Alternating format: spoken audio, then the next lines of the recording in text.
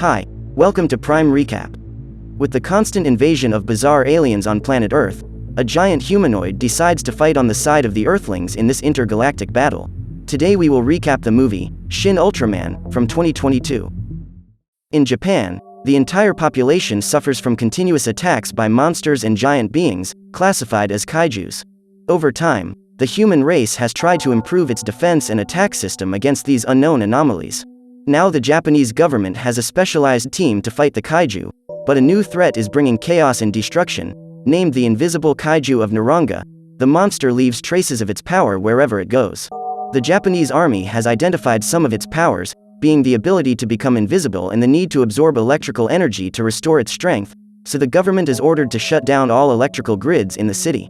Naranga is enraged to realize that it could no longer drain electricity. The monster destroys the power grid where it was and continues to advance in search of energy. The army, realizing the enemy's movement, fires several missiles in its direction, but all of them are completely destroyed by the kaiju using its defense beam. At this point, the government is even considering using a nuclear weapon to contain the huge monster, but this would eliminate a large part of the population. The army, on the other hand, understands that the strength of this kaiju is supplied by electric currents, and the only solution would be to shut down the country's entire system until the monster has no more strength. However, these two options are discarded as totally unfeasible. Just when everyone had run out of hope, a UFO is detected by the army, the object approaching at high speed to the place where Naranga was bringing destruction. In that vicinity, one of the special agents, Shinji Kaminaga, runs to a child, who was in the combat zone, to protect him from the kaiju. The army was able to identify that being as a giant humanoid, and when the monster realizes the presence of a possible adversary, it fires a powerful electric beam with a devastating power of 500,000 watts. However, to everyone's surprise, the silver giant does not suffer any damage when he receives that enormous electrical discharge. When Naranga realizes this, he feels threatened and tries to flee the place, once again becoming invisible. The giant moves and makes a gesture with his hands, releasing a plasma beam that destroys Naranga completely due to the high temperature. The army, realizing that the humanoid has helped them to stop the threat, tries to contact the unknown being. However, the creature flies away and disappears from terrestrial radars, leaving everyone in disbelief.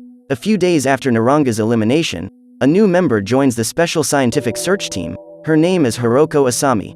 She excitedly meets the group's captain, Kimio Tamura, and the rest of her teammates. The first to welcome her is Yumi Funaberi, the group member who specializes in all fields of biology, and she informs Asami that the group also consists of Akihisa Taki, an expert in nuclear physics, and lastly, Shinji Kaminaga, an agent who prefers to act alone and work anonymously.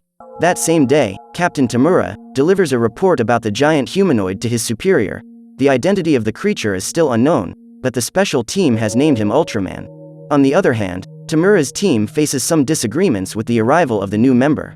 Asami is reluctant with the lack of information she has obtained about Kaminaga, so it doesn't take long for the two of them to start falling out.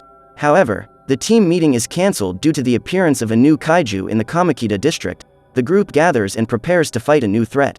The monster causes destruction wherever it goes underground. It hides under the ground and as it moves around causes a huge earthquake.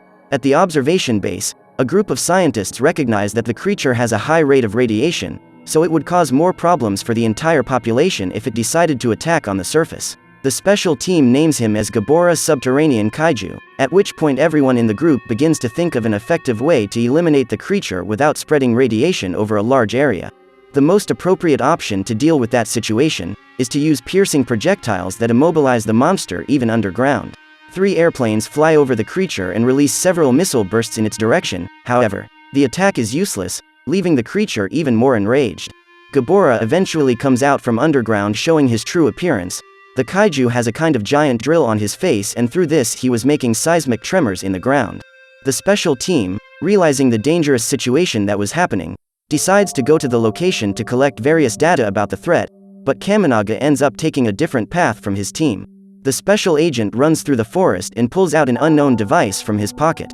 When he presses it, Ultraman appears in the middle of the place, and the entire group of scientists who are near that region are amazed.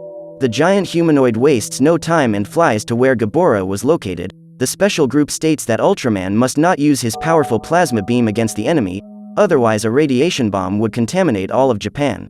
On the battlefield, the giant humanoid spins several times in the air until it unleashes a powerful kick at its opponent.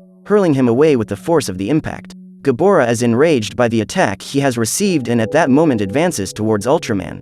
Using his piercing thrust, he tries at all costs to hit the giant, but the kaiju is surprised with a strong kick that again launches him away. Realizing that his physical attacks were not working, the monster fires a radiation beam at his opponent, but Ultraman defends himself with an energy shield. The Great Defender undoes his protection and receives all the radioactive energy from his opponent, the red parts on his body now turning green as he receives Gabora's attack. Ultraman, even receiving that powerful wave of energy, continues advancing until he gets closer to the kaiju, and when he finally comes face to face with it, he throws a powerful punch at the monster, which is quickly knocked out. The giant picks up the creature's body from the ground and carries it into the sky, disappearing from the radars again. Everyone in the science group is impressed by the incredible battle that took place. However, Asami wonders how the giant humanoid was aware that he could not use his powerful plasma beam because of his opponent's high radiation. A few days later, Ultraman has become the most popular subject in the whole world. All people are interested to know that he is the giant warrior who defends humanity from the kaijus. On that working day, the special team ends up being the target of a virtual attack. All the agency's computers and devices are damaged, and the entire database is simply wiped. In the midst of this chaotic situation, a mysterious figure introduces himself to all the team members. His name is Zerub. He claims to be from another planet and everyone could name him Alien Number 2. He explains that he was there only to talk, but due to his materialization, he ended up generating an electromagnetic field that damaged all the electronic devices, and as an apology, he restores the functionality of all the computers with the power of his mind. Zerub reports that in order to understand the language of humans, he uses a device capable of doing an instant translation into any type of language. Alien Number 2 states that he wishes to speak directly with the Prime Minister to address important issues between the two races. As time goes on, some people begin to believe and give the new alien a vote of confidence. However, the group of special agents believes that Zerub could become a decisive factor even in a war between nations. After all, through his electromagnetic waves he is able to access secret databases of any government. This way he could sell extremely important information to rival countries. Kaminaga followed this same line of reasoning while talking to a work partner, believing that the alien might be acting in a friendly way just to fool people. When left alone in his car, Zerub appears before Kaminaga's eyes, revealing his entire evil plan, stating that humans need to be extinguished as soon as possible because they are an offense to all other races. The alien explains that the human race is the cause of great wars, and at the same time they have an exaggerated and senseless means of reproduction. Kaminaga says he will never allow Zerub to do something so horrible. However, Alien Number 2 claims that even Ultraman will not be able to stop him, revealing to the human that he knows his secret identity is the humanoid giant who has been defending his own nation. Zerub immobilizes Kaminaga and quickly takes him to a hiding place. 3 days pass and the secret department is searching for the missing agent. In the meantime, the alien has revealed some secret information to the humans about Ultraman. Zerub informs how the giant is able to fly even with all its weight and even reveals the material that makes up the creature's defense to resist the kaiju's brutal attacks. The special defense team on the other hand is conducting a strong search for Kaminaga's whereabouts. The members end up tracking down some images and videos regarding the agent. Amidst these recordings, they end up finding something abnormal. It was footage of Kaminaga activating a device in his hand, and then Ultraman appeared on the scene. Upon observing this, and verifying that there was no manipulation or video editing on the material, they come to the conclusion of the teammate's true identity. At that same moment, Ultraman appears in a part of the city bringing chaos and destruction, and everyone wonders why he is acting in this aggressive way, since he once defended humans from kaiju attacks. The government from that moment on believes that Ultraman was never a defender of humanity. The ministers now blindly trust all the information Zerub has given them. Amidst this chaotic scenario, Asami receives a secret package from Kaminaga. Inside the envelope was the device that allowed the secret agent to transform into the giant humanoid. She meets up with a former partner of Kaminaga and the two of them talk to the defense team about the current situation. Asami and Kaminaga's former partner head to the place where the real Ultraman is being held. Meanwhile, Captain Tamura and his team advise the army not to attack the giant humanoid. Asami finds the place where Kaminaga was being held. She questions him about why he needed to lie to all his teammates, but he replies that he never told lies to anyone, he just chose to keep quiet and not reveal his identity. After being freed and getting their device back, the agent duo is surprised by the attack of the fake Ultraman, who manages to capture Asami. Kaminaga wastes no time and finally reveals the real Ultraman to everyone. With one strong punch, the defender of humanity manages to stun his enemy. Asami is rescued and put in a safe place. At that moment, a battle between the fake Ultraman and Kaminaga takes place in the middle of the buildings. The defender of justice uses his plasma beam against the imposter, hurling him into the air from a gigantic distance. Zerub discards his Ultraman appearance and decides to fight in his real form against his opponent, trading punches on the ground and in the air. In the aerial battle, the giant humanoid man manages to hit his powerful plasma beam straight at the enemy, then he hurls an energy disc toward his opponent, cutting Zerub in half and finally eliminating him. Ultraman, after his great victory against Alien, flies away, and once again, everyone loses track of him. The next day, the Japanese government is after Agent Kaminaga. Now the whole world knows his true identity. Besides the humanoid giant, Asami is also missing. Everyone tries to understand the relationship the two team partners have in this. In the midst of another day of investigations, the entire special defense team is notified that Asami has been found on the city streets, and immediately the entire group goes to the scene to rescue her. However, they are shocked when they find the special agent standing over 40 meters tall. The team tries to make contact with her, but eventually realizes that she is under the effect of some hypnosis. Asami lands a heavy blow on a building and everyone is startled because they imagine that a battle is about to take place. At that very moment, a mysterious voice tells everyone that the technology Ultraman uses is not only his. The moment the voice ends contact with the humans, Asami falls to the ground and right there she is unconscious. The police surround the entire area and wait for orders from the government. The special agents are trying to seek information about how Asami got that size, as well as investigating whose mysterious voice it was, and ultimately discovering Kaminaga's whereabouts. One of the government leaders, upon seeing the giant on camera, claims that it was a cross between Sleeping Beauty and Gulliver's Travels.